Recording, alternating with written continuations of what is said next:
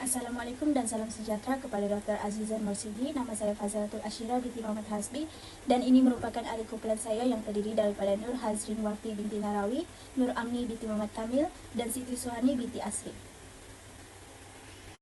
Baiklah, pertama sekali saya akan menjelaskan pengenalan berdasarkan tajuk laporan kami iaitu jenis-jenis kesatuan sekerja di Malaysia. Kesatuan sekerja merupakan sebuah pertubuhan maupun gabungan mana-mana pekerja atau majikan di bawah perundangan yang sah iaitu berdasarkan pekerjaan, perdagangan atau industri yang sama. Mengikut Akta Perhubungan Perusahaan 1967, kesatuan sekerja didefinisikan sebagai kesatuan yang didaftarkan di bawah mana-mana undang-undang yang berhubungan dengan pendaftaran kesatuan sekerja. Pertubuhan Buruh Antarabangsa International Labour Organization ILO mendefinisikan kesatuan sekerja sebagai pertubuhan pekerja yang dibentuk dengan tujuan memajukan dan mempertahankan kepentingan pekerja. Kesatuan sekerja ini penting bagi pekerja untuk menegakkan hak-hak mereka apabila bekerja di bawah syarikat yang menimbulkan pelbagai konflik dan menindas pekerja-pekerja mereka kerana majikan yang bersifat angkuh demi keuntungan syarikat tanpa mengendahkan masalah pekerja mereka. Manakala, ahli akademik British Shitley Webb dan Beatrice Webb yang dikenali sebagai penulis buku sejarah Kesatuan Sekerja British mentakrifkan kesatuan sekerja sebagai satu pertubuhan penerima kaji berterusan untuk tujuan mengekalkan atau penambahbaikan keadaan pekerja mereka. Hal ini dikatakan demikian kerana kesatuan sekerja juga merupakan pekerja namun mereka dilantik dalam satu kumpulan yang membantu pekerja-pekerja yang mengalami masalah pekerjaan dari segi penerimaan gaji, cuti dan sebagainya. Keadaan tempat kerja pada zaman pertengahan abad ke-21 sangat berbeza kerana tempat kerja yang punya kesatuan sekerja akan menjadi lebih demokratik kerana sebelumnya majikan boleh membuat keputusan secara autokratik dan pekerja harus mengikuti arahan dari pihak atasan tanpa komunikasi secara saluran rasmi. Namun, sekarang majikan harus berunding atas meja dengan pekerja mengenai isu-isu seperti gaji, keadaan tempat kerja, keselamatan, kesihatan, dan sebagainya. Terusnya saya akan serahkan kepada rakan saya untuk menceritakan permasalahan kajian ini. Binti Asri akan membentangkan mengenai permasalahan kajian, objektif kajian, dan juga persoalan kajian yang timbul berkaitan dengan tajuk utama kami, yaitu terangkan jenis-jenis kesatuan sekerja yang wujud di Malaysia. Dalam mengkaji beberapa jenis kesatuan sekerja di Malaysia, sememangnya akan menimbulkan pelbagai jenis cabaran dan juga rintangan yang perlu dihadapi oleh semua para pengkaji. Namun, setiap cabaran dan juga rintangan tersebut akan membawa 1001 kebaikan kepada para pengkaji di mana mereka dapat meningkatkan lagi pengetahuan pekerja berkaitan dengan jumlah kesatuan sekerja yang wujud dan juga jenis pekerjaan yang terlibat dalam beberapa jenis kesatuan sekerja yang wujud di Malaysia. Dalam kajian ini ada membincangkan tentang bagaimana proses dan syarat untuk menyertai kesatuan sekerja.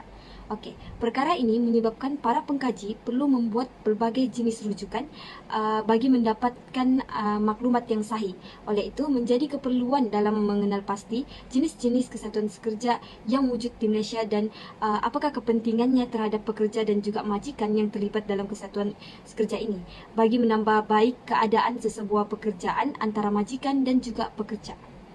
Menerusi kajian yang dijalankan, terdapat 3 objektif utama iaitu mengenal pasti jenis-jenis kesatuan yang wujud di Malaysia. Yang kedua, menganalisis proses dan syarat menyertai kesatuan sekerja di Malaysia. Dan yang ketiga, mengenal pasti kepentingan kesatuan sekerja terhadap pekerja dan majikan di Malaysia. Persoalan kajian yang akan diutarakan sudah tentu berkaitan dengan objektif kajian iaitu apakah jenis kesatuan sekerja yang ada di Malaysia, kategorikan siapa yang terlibat dalam jenis kesatuan sekerja di Malaysia, dan yang terakhir apakah kepentingan kesatuan sekerja terhadap pekerja dan juga majikan di Malaysia. Bagi metodologi kajian, kami menggunakan kaedah kepustakaan sebagai metodologi kajian dengan merujuk pelbagai penulisan dan kes. Kami juga mendapatkan maklumat melalui pencarian laman web dengan merujuk jurnal, kajian lepas dan juga artikel. Seterusnya, saya akan menguraikan dapatan kajian sektor awam.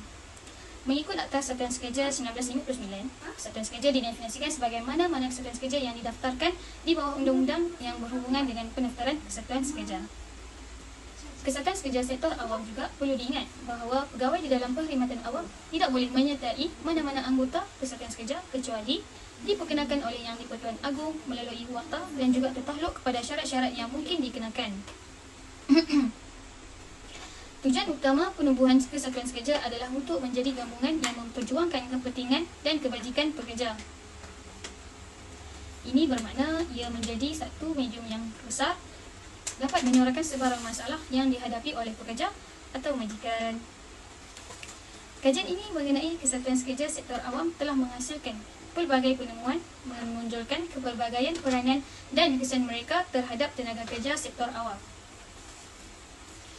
Kesatuan sekerja sektor awam telah memainkan peranan penting dalam meningkatkan gaji, keadaan kerja dan faedah untuk pekerja sektor awam. Mereka telah merundingkan perjanjian perundingan kolektif yang telah memperoleh gaji yang lebih tinggi, waktu kerja yang lebih pendek, standard kesihatan dan keselamatan yang lebih baik dan rancangan pencen yang dapat dipertingkatkan.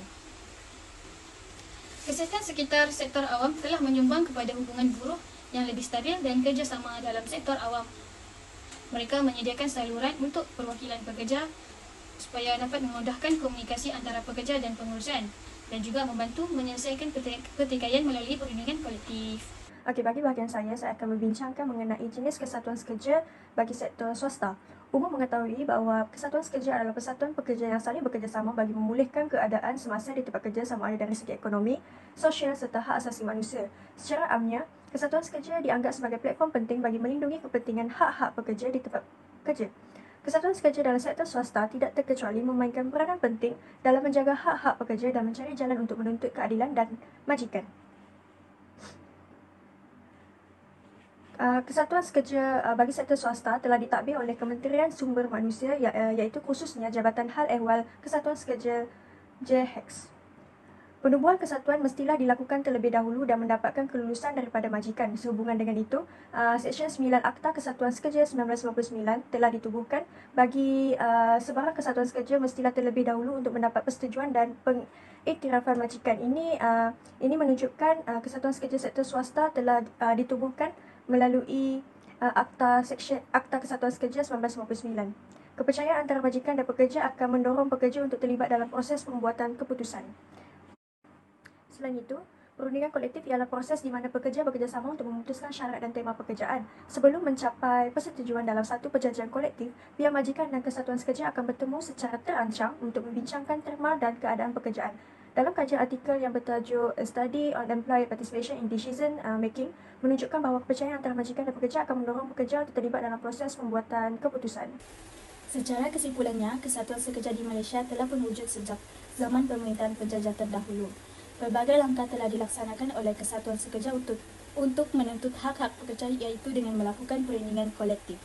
Kebajikan para pekerja hanya akan terpelihara jika semua pihak bekerjasama dan tidak bersifat berat sebelah serta bergerak secara kolektif. Jika kesatuan sekerja ini dapat bersatu hati untuk menegakkan kebenaran dan mempunyai satu tujuan untuk menyelesaikan konflik yang berlaku dengan adil, mereka akan berada dalam keadaan jujur untuk sebarang tuntutan pekerjaan yang lebih baik. Oleh itu, semua pihak hendaklah bersatu hati dan bersatu padu dalam meningkatkan ekonomi dan pembangunan negara.